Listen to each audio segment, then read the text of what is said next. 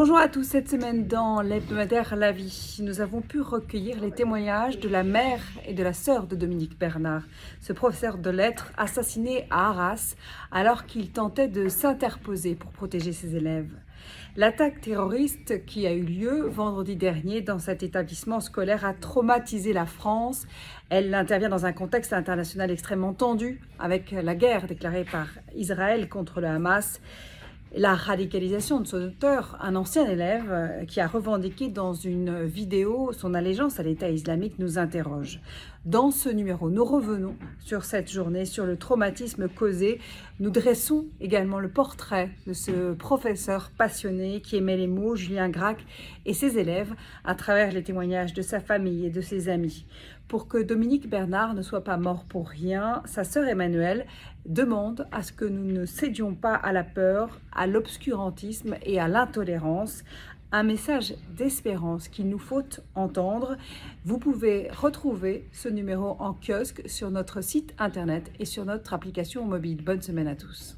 Famille chrétienne consacre bien évidemment sa une cette semaine à l'escalade de violence entre le Hamas et Israël. Après l'attaque meurtrière du Hamas le 7 octobre dernier, l'offensive militaire israélienne contre la bande de Gaza menace d'étendre le conflit à l'ensemble du Proche-Orient et de conduire aussi à une catastrophe humanitaire pour les habitants de l'enclave palestinienne. Nous revenons alors bien sûr dans un épais dossier sur les origines du conflit avec l'historien Georges Bensoussan. Quant à monseigneur Rafik Naha, évêque auxiliaire du patriarcat de Jérusalem, il nous éclaire sur le rôle des chrétiens, le petit troupeau des chrétiens dans la région, et il assure surtout que seuls les Israéliens et les Palestiniens ont la solution entre leurs mains pour rompre le cycle de la violence. Il est aussi question dans ce numéro des blessures d'enfance qui peuvent marquer toute une vie. La psychologue Bénédicte Sillon explore pour nous les pistes de guérison. Voilà, ces sujets et bien d'autres sujets encore à découvrir dans Famille Chrétienne cette semaine et sur famillechrétienne.fr. Bonjour, cette semaine dans Réforme, nous faisons tout un dossier sur la synodalité, puisque aujourd'hui l'Église catholique vit un synode avec à la clé un certain nombre, peut-être, de réformes à venir. Mais aussi comment nous, protestants, nous comprenons cette notion de synodalité, puisque cela fait partie de notre culture, de notre fonctionnement, de nos églises, mais aussi de notre manière de comprendre le fait que le dialogue est essentiel pour prendre une décision et que nous sommes toujours des chercheurs en commun. C'est cela aussi la synodalité. Et puis une série sur les textes bibliques de style apocalyptique par le théologien Antoine Nuis. Et puis encore un texte poignant de Frédéric Rognon qui, à propos de la situation du Proche-Orient, le Hamas contre Israël, essaie de nous faire réfléchir à comment penser le mal. Peut-on penser le mal?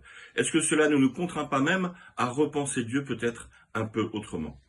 Je vous invite vraiment à lire ce texte et ces textes. Vous pouvez les retrouver ainsi que d'autres informations sur réforme.net.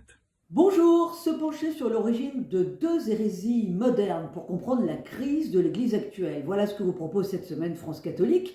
Cela peut paraître ardu, mais à la lecture de tous les articles, vous serez éclairé sur ce qui manque parfois à l'Église dans son enseignement spirituel. Alors les deux hérésies en question, l'américanisme, cette tendance à l'activisme spirituel pour plus d'apostolat, mais aussi le modernisme qui, à la fin du 19e siècle, pense qu'il faut que l'Église s'adapte à son temps. Les deux oublient la mission première de l'Église, le salut des âmes, qui passe par la prière, le fait de retrouver le sens de l'adoration et le sens de la croix. Grand entretien donc pour tout comprendre avec l'abbé Joël Guibert, qui est auteur de nombreux ouvrages de spiritualité.